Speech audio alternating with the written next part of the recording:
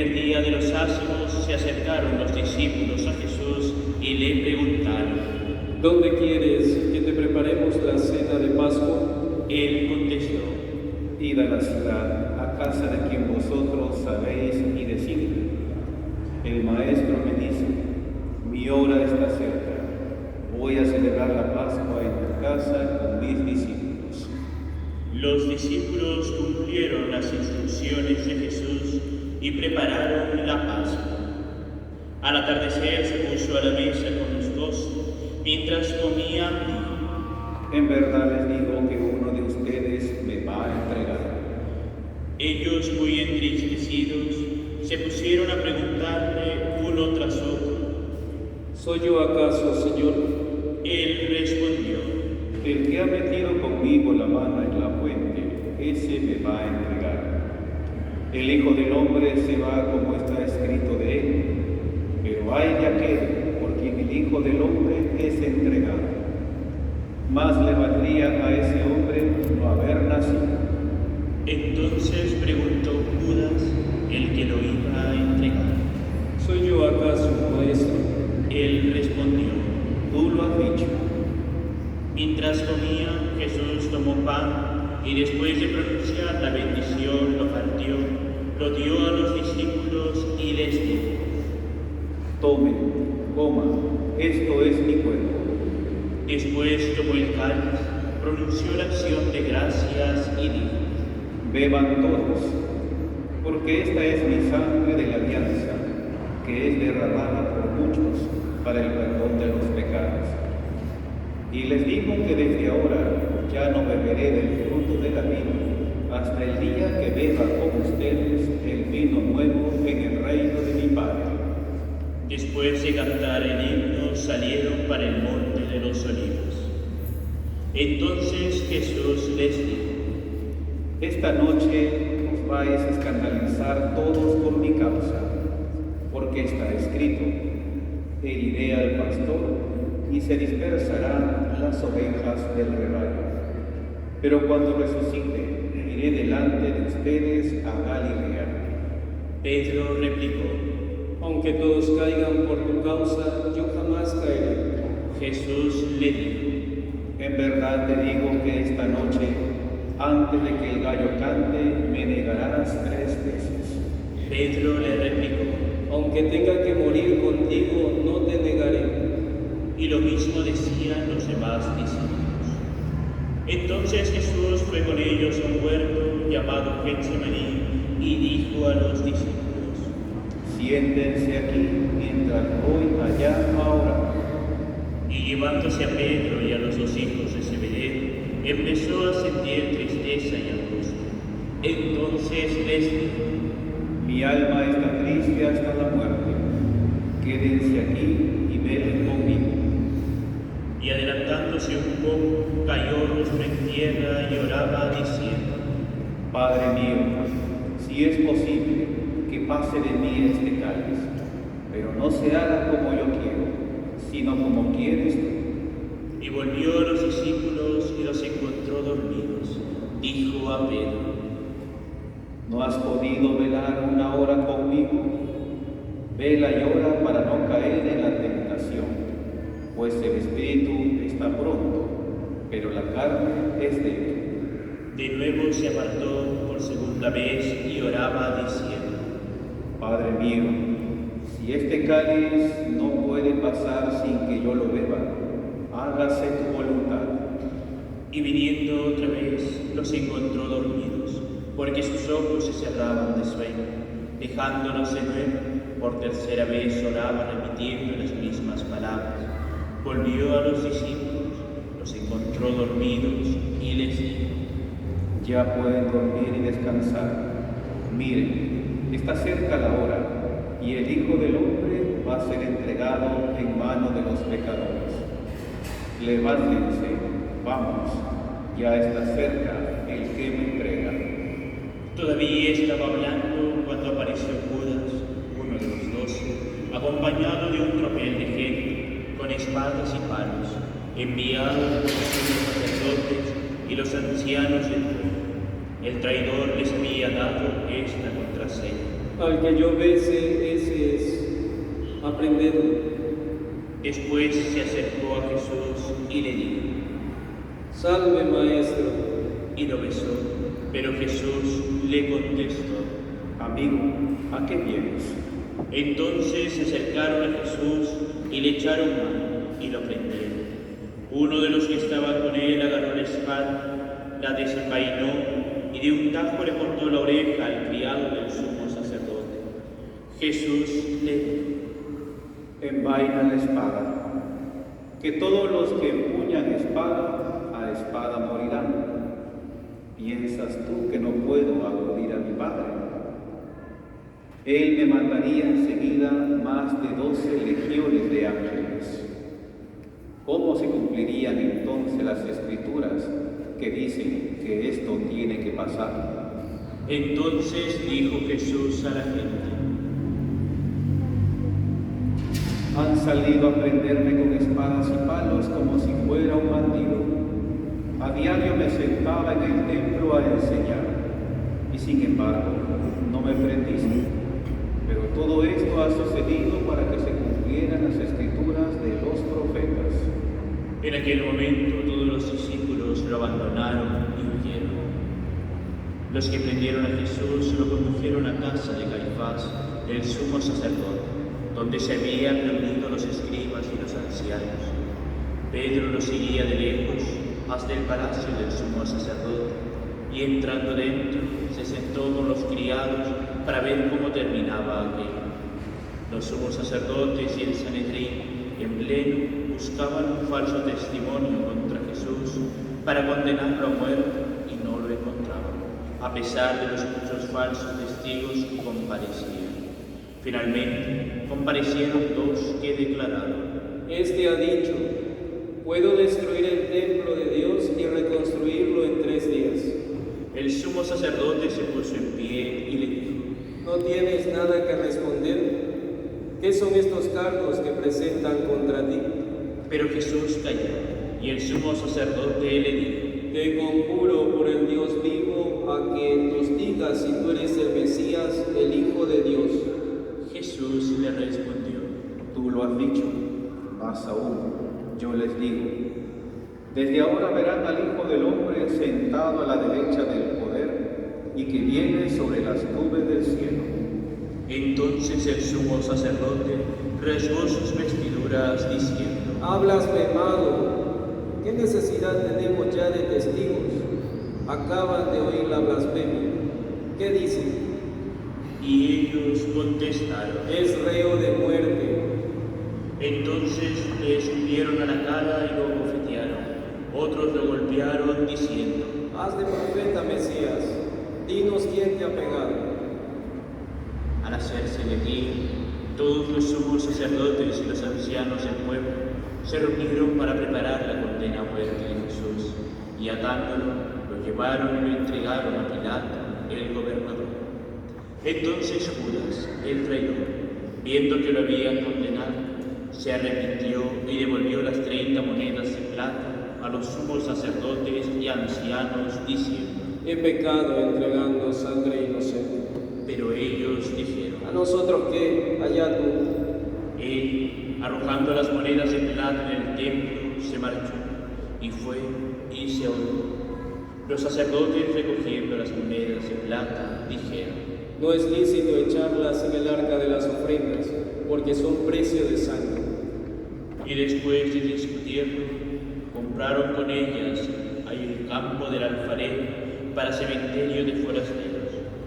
Por eso aquel campo se llama todavía campo de sangre. Así se cumplió lo dicho por medio del profeta Jeremías. Y tomaron las 30 monedas de plata, el precio de uno que fue tasado, según la tasa de los hijos de Israel, y pagaron con ellas el campo del alfarero, como me lo había ordenado el Señor. Jesús fue llevado ante el gobernador, y el gobernador le preguntó: ¿Eres tú el rey de los judíos? Jesús respondió: Tú lo dices. Y mientras lo acusaban, los sumos sacerdotes y los ancianos no contestaban. Entonces Pilato le preguntó: oyes cuántos cargos presentan contra ti. Como no contestaba a ninguna pregunta, el gobernador estaba muy extrañado. Por la fiesta, el gobernador solía liberar un preso, el que la gente quisiera. Tenía entonces un preso famoso, llamado Barrabás. Cuando la gente acudió, dijo Pilato: ¿A quién quieren que le suelte? ¿A Barrabás o a Jesús, a quien llaman el Mesías? Pues sabía que se lo habían entregado por envidia, y mientras estaba sentado en el tribunal, su mujer le mandó a decir: No te metas con ese justo, porque esta noche he sufrido mucho soñando con él. Pero los sumos sacerdotes y los ancianos convencieron a la gente para que pidieran la libertad de Barrabás y la muerte de Jesús. El gobernador preguntó: ¿A cuál de los dos quieren que le suelte? Ellos dijeron: A Barrabás. Pilato les preguntó: ¿Y qué hago con Jesús llamado el Mesías? Contestaron todos: Sea crucificado. Pilato insistió, Pues, ¿qué mal ha hecho? pero ellos gritaban más fuerte. Sea crucificado. Al ver Pilato que todo era inútil y que al contrario se estaba formando un tumulto, tomó agua y se lavó las manos ante la gente diciendo: Soy inocente de esta sangre. Allá vosotros. Todo el pueblo contestó: Caiga su sangre sobre nosotros y sobre nuestros hijos. Entonces le soltó a Barrabás, y a Jesús, después de azotarlo, lo entregó para que lo crucificara. Entonces los soldados del gobernador se llevaron a Jesús al pretorio y reunieron alrededor de él a toda la corte. Lo desnudaron y le pusieron un manto de color púrpura, y trenzando una corona de espinas, se la ciñeron a la cabeza, y le pusieron una caña en la mano derecha, y doblando ante él la rodilla, se burlaban de él diciendo: Salve, Rey de los judíos. Luego le escupían, le quitaban la caña y le golpeaban con ella la cabeza, y terminada la burla, le quitaron el manto, le pusieron su ropa y lo llevaron a crucificar. Al salir, encontraron a un hombre de Cirene llamado Simón, y lo forzaron a llevar su cruz. Cuando llegaron al lugar llamado Gólgota, que quiere decir lugar de la calavera, le dieron a beber vino mezclado con hiel. Él lo probó, pero no quiso beber. Después de crucificarlo, se repartieron su ropa echando las suertes, y luego se sentaron a custodiarlo. Encima de la cabeza colocaron un letrero con la acusación: Este es Jesús, el Rey de los judíos.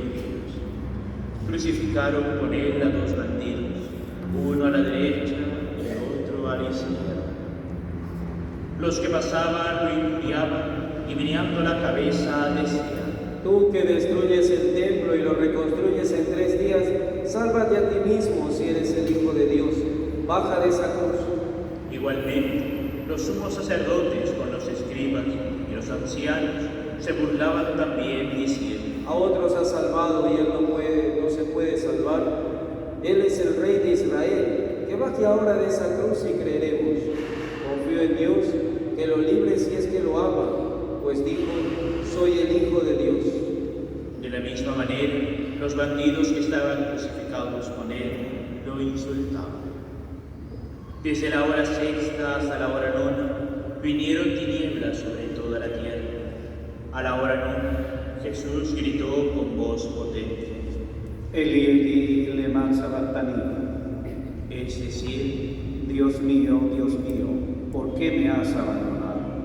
al oírlo, algunos de los que estaban allí dijeron: Está llamando a Elías. Enseguida uno de ellos fue corriendo, cogió una esponja empapada en vinagre y sujetándola en una caña, le dio de beber. Los demás decían: Déjenlo a ver si viene Elías a salvarlo. Jesús, gritando de nuevo con voz potente, exhaló el espíritu. Nos ponemos de rodillas.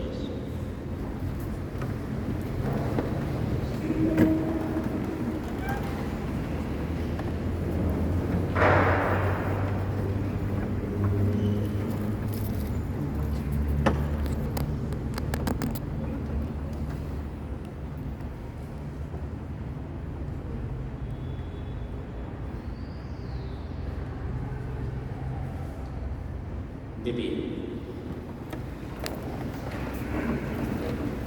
Entonces el velo del templo se rasgó en dos de arriba a abajo.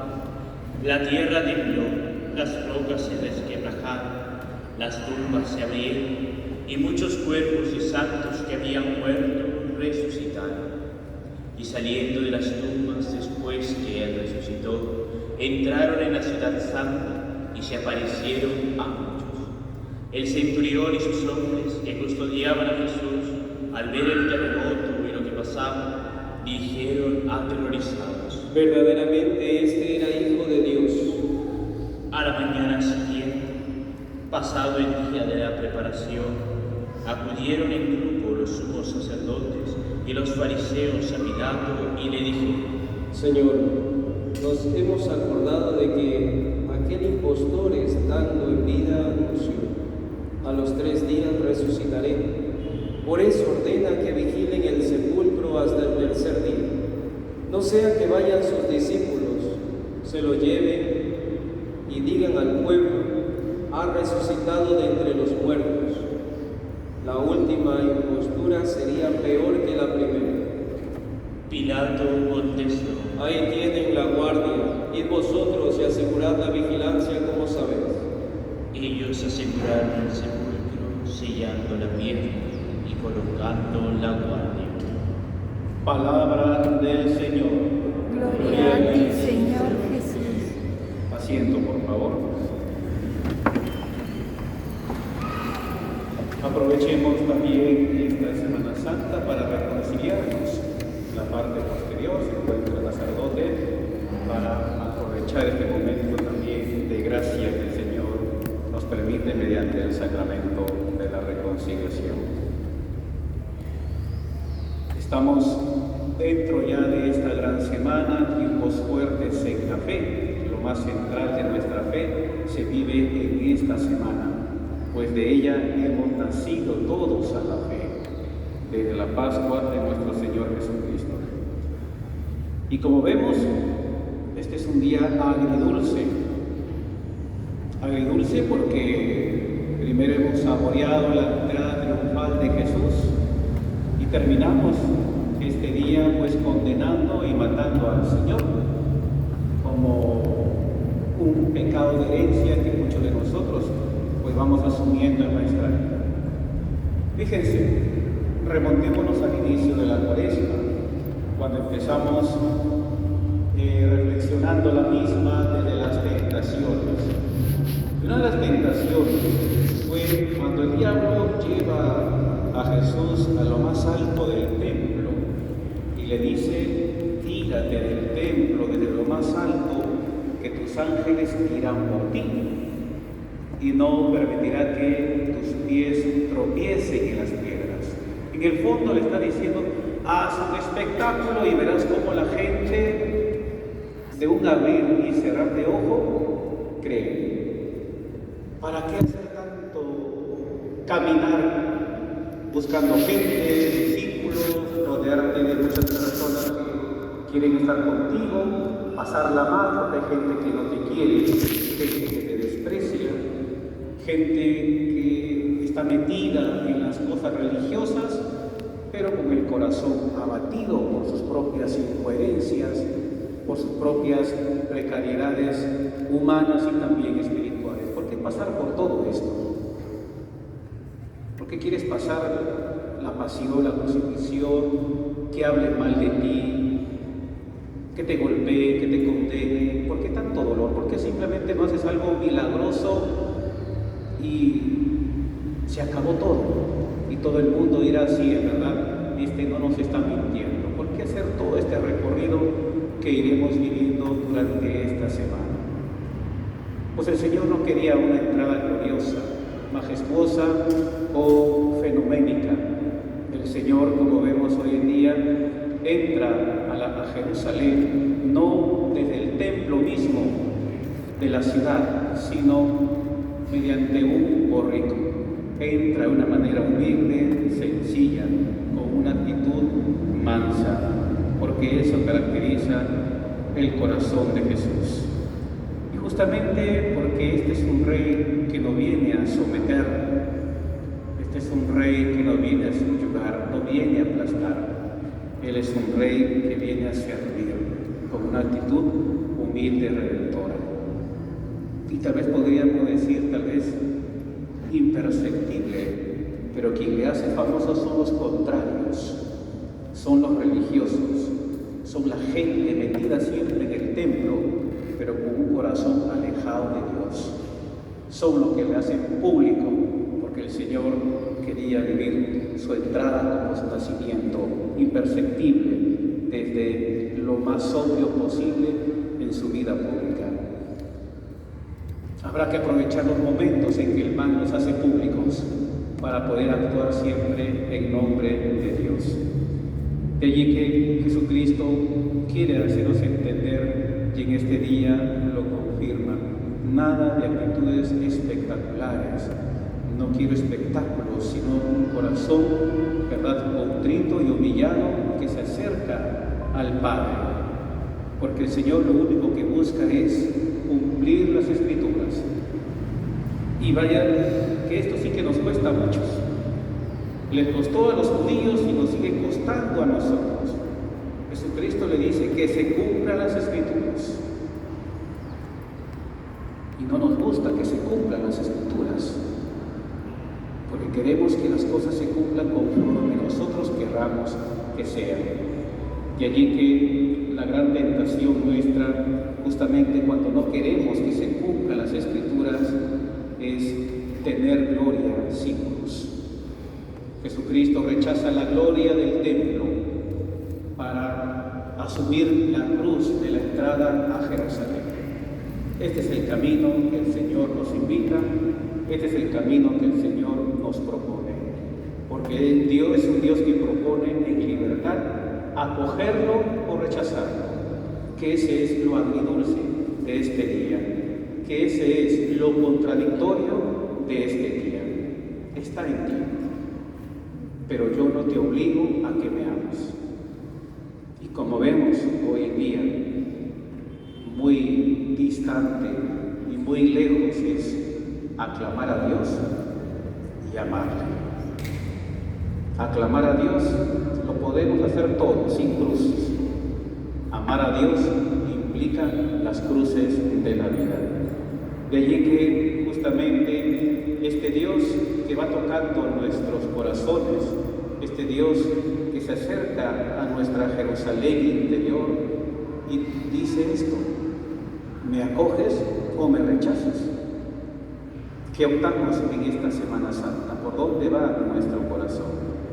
La posibilidad grande es de que le podamos rechazar, pero también es grande y la oportunidad que el Señor nos da de que le podamos acoger.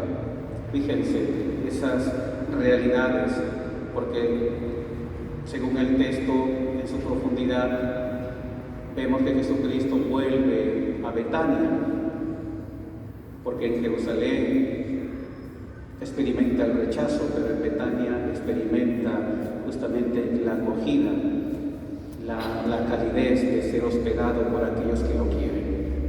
Y creo que ese es el paso. Jerusalén es el lugar de las tentaciones, como el diablo. Jerusalén es el lugar de lo sana, momentáneo, pero del rechazo prolongado, de la negación. Jerusalén es donde el Señor no tiene, ¿verdad?, donde reposar. Y es ahí donde nosotros tenemos que mirarnos qué aspecto de nuestra vida queremos para esta Semana tan santa. De allí que tenemos que mirar profundamente que Jerusalén, como nos menciona también San Agustín en sus obras, Jerusalén se muestra dividida porque representa el corazón humano que proclama, rechaza al Señor. Y nuestro corazón se ha movido siempre en esta actitud. Un corazón que confía, un corazón que quiera seguir al Señor o no. Un corazón que aclama, pero que le falta justamente el sentido de la conversión. Porque para nosotros que andamos gritando Hosana, Hosana, Hosana, como una actitud aclamatoria, también la palabra original tiene un sentido penitencial, porque Hosana también significa sálvanos. No solo le estamos pidiendo al Señor o le estamos aclamando al Señor, también le estamos pidiendo que nos salve de nuestras incoherencias, que nos salve porque hoy le aclamamos y después le rechazamos, que nos salve porque hoy tenemos una actitud de estar con Él, pero que no lo podemos hospedar. Te acepto, pero no te hospedo, no te doy cabida en mi corazón. Puedo participar de toda esta gran semana, pero mi corazón sigue estando lleno de aquello que impide ser acogido o acogerte a ti, Señor. Entonces, la actitud es que en este día es ver cómo el Señor nos quiere salvar. A eso apuntemos hoy. Este día donde se niega al Señor, nos dice que Él nos quiere salvar por medio de la cruz. Y es lo que este pueblo no acepta. No acepta. Queremos un Mesías glorioso, imponente. No queremos cruz. En el fondo es rechazar la Escritura, porque la Escritura, como bien dice aquí en el texto de la Pasión, que se cumple la Escritura, dice Jesús. Y la Escritura dice que la salvación viene por la cruz. Y si somos cristianos, nuestra salvación tiene que venir indefectiblemente por la cruz. Y ahí cambia la aclamación por el rechazar al Señor. Entonces, estos tipos de contradicción que entramos interiormente, que el Señor nos ayude a tomar una actitud justamente madura, positiva, cristiana, para que pasemos de este momento, estas actitudes momentáneas como el entusiasmo, a la entrega, para que no simplemente seamos admiradores del Señor que va ingresando, sino que aprendamos a ser discípulos. Esa es la actitud. La cruz nos lleva a que todos tenemos que ser discípulos, no simples admiradores de Jesús. Que esta Semana Santa no nos lleve a admirar la gran fiesta, sino que nos lleve a ser discípulos entregados en el Señor. Que en verdad este día sea no de una Jerusalén que levanta palmas, sino que empecemos a ser de Tania, que acoge al Señor en su corazón. De allí que Jesucristo sigue pasando por nuestras vidas, esperando que alguien le abra la puerta de su vida. A eso apuntamos.